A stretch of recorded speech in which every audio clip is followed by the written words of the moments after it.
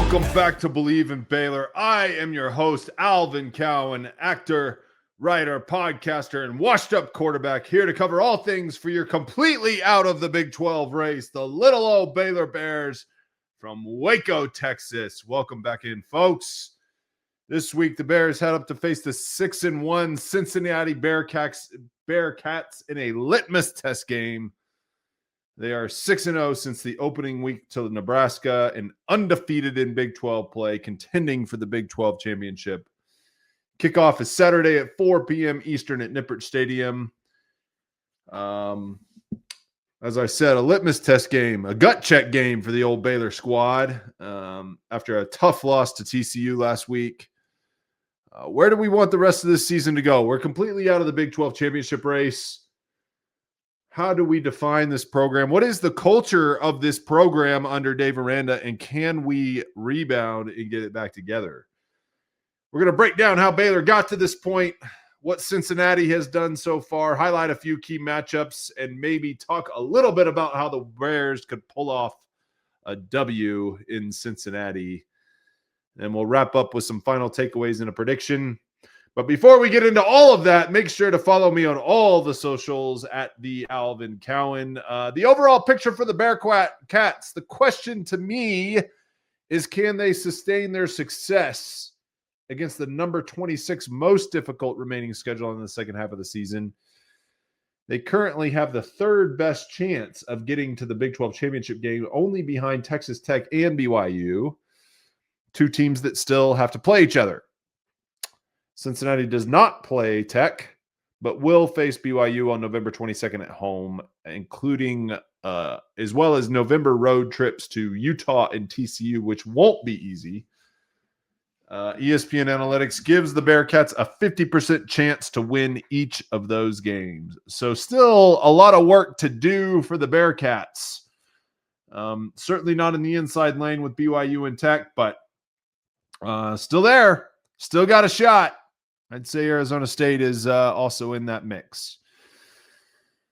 For this week, all right, the Bears, as you know, the offense has been really productive. Sawyer Robertson currently sits at 2,376 passing yards, 21 touchdowns, and 7 interceptions, and still, in my opinion, a dark horse Heisman candidate. Certainly not getting the national attention that he should, although the Heisman Trophy has become the best player on the best team, as we know, with the possible exception of last year in Travis Hunter.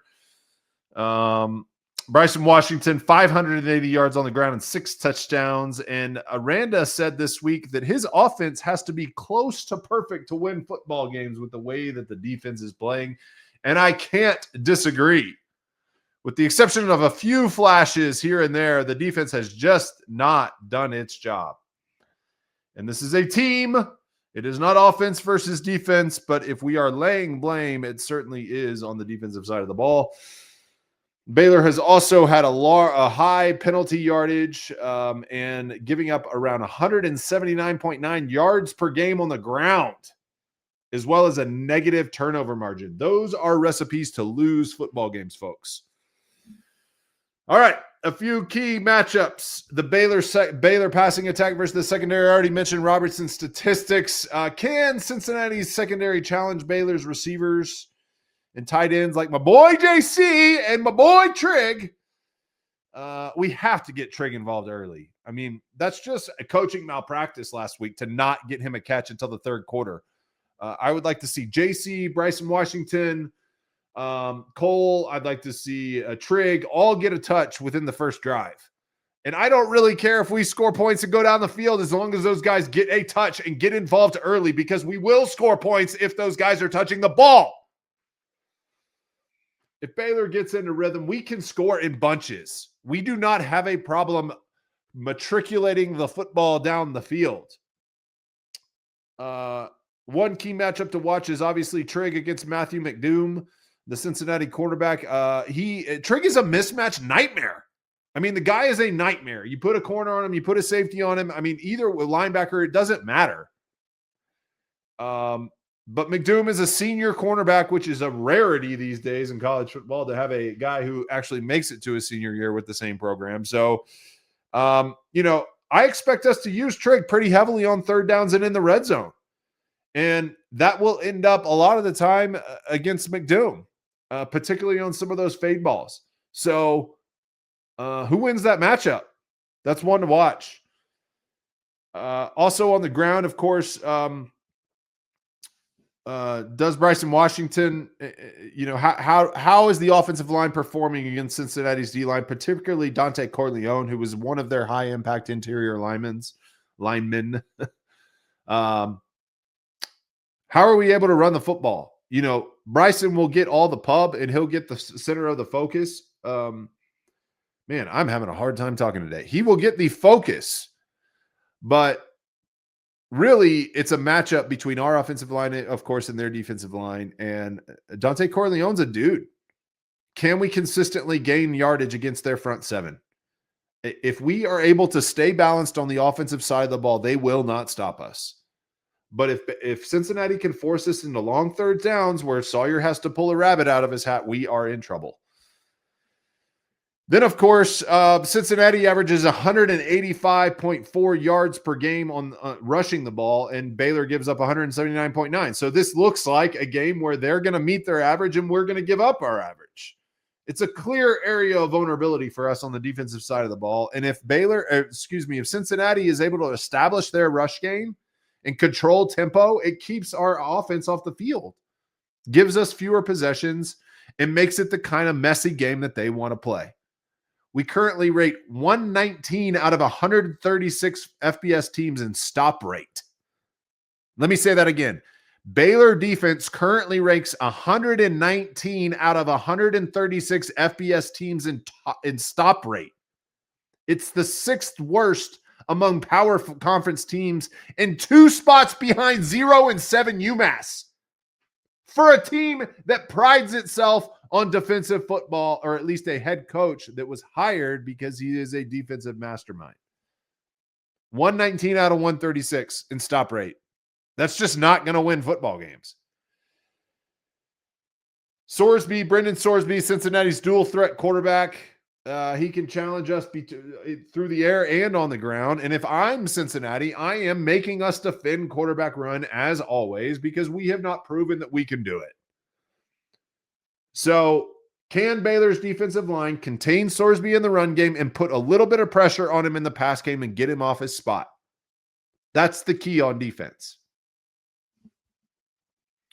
If we win the edge pressure and on the interior and get Sorsby out of his comfort zone, shorten drives, get some 3 and outs, get the ball back to Sawyer, that's how we win the football game. And then, of course, I mentioned it earlier, but Baylor is negative in the turnover margin. We just do not turn over the ball on the defensive side of the ball. So can we get a takeaway? Can we steal a possession or two? Can we score in the 4 minutes at the end of the first half or the 4 minutes at the beginning of the second half? Can you force a turnover or can you get a massive special teams play? That's where we're at these days. It's going to take those kinds of plays in a game for us to win because we cannot just line up and beat someone.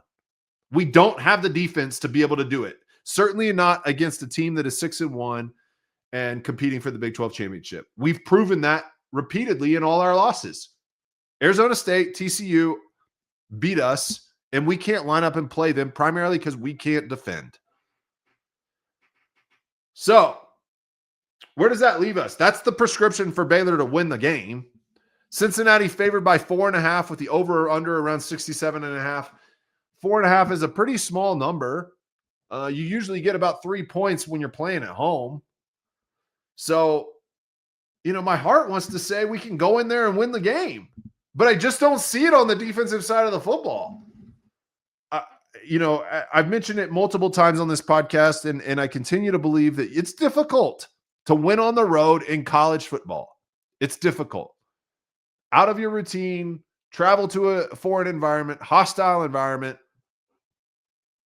and you got 20 to 21-year-old kids. So,